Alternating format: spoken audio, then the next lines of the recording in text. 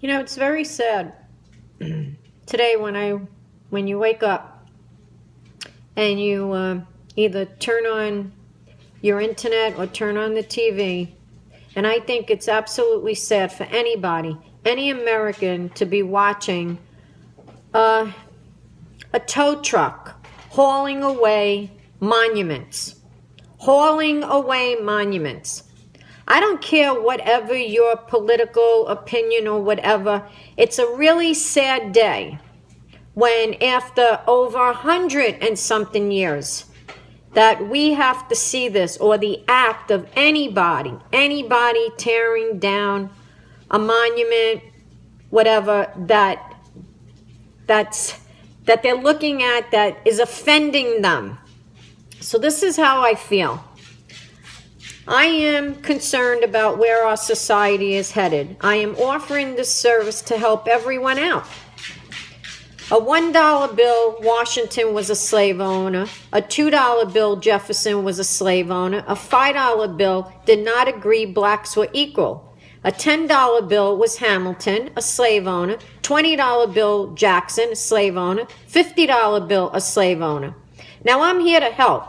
Send me your currency so I can deposit it for you. No need to carry around these evil men that bring you terror and trauma in your pockets. Don't be hypocrites. If you cannot stand the Confederate statues, then I'm sure you can't stand your money. The $100 bill, Benjamin Franklin owned slaves. Grant on the $50 bill owned slaves. Andrew Jackson on the $20 bill owned slaves. He ordered the Indian Removal Act that killed 4,000 on the Trail of Tears. Please donate to the charity of your choice. Now, do you see how far and ridiculous this can get? Do you see that? The liberals out there and all these people that are pretending that this is what it's all about. I never seen so much oversensitive butt hurts in my life since Hillary lost. Sally Pansy, crying babies everywhere on the left. Now, do you see what I'm trying to say? All of this for me, and I'm sure other people find it just, I don't even know if it's about slavery right now. What I truly believe, that this is just a part of what these liberals, Obama, Clinton, all these people that are for the one world order, okay? Because what's exactly happening here, and we can't let it happen. We can't let this happen. This is a disgrace for anybody to wake up and see tow trucks stealing history. No matter what you feel, Confederate, whatever, I mean, it's terrible. It really is. And why this is being done? Because it really, I'll be honest with you, has nothing to do with slavery anymore. This is just where it's tearing away from our American values, what our country stands for, and better yet, what our Constitution stands for. Because if this keeps happening with the history, then what's going to happen with our Constitution? Tell me that one. This is a disgrace. And I'm saddened this morning when I got up to see this. It was one thing in North Carolina.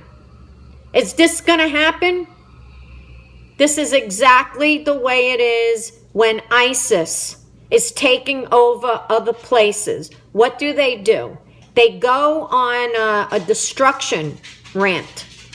And this is what happens. This is exactly what happens. So please, I hope you understand my post, how ridiculous it is. But is that what's going to be next? Our money? Our money is going to be also hurtful to people? So like I said, if Confederate statues are hurtful to you, then I guess money is hurtful to you. And I want to know something else, if anybody could tell me.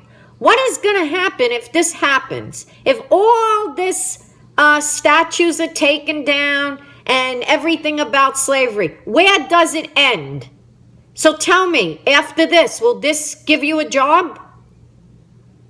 Will this get you a job? Because right now, what the American people want and are focusing on is job, better living, education. And I find that a lot of people really don't have that education. They don't have that education now, because if they did, they would know a lot about what's going on in history. And technically, a lot of people feel this was over 100 and something years ago. It's part of history. You can't change it.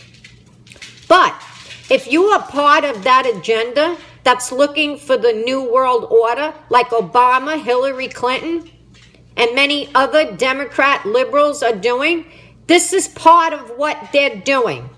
Understand something. Obama was placed into presidency, and the people were fooled to vote for him, and election fraud, because he was a community organizer. Who else would be the right person to do that, to start to organize? After all, who's organizing all of this that's happening even in Charlottesville? Who's behind all of this? Wake up, people.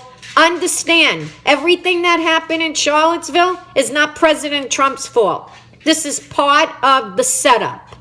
Just another part of the setup. And if we people do not get on board and stand strong, we will not have a country left.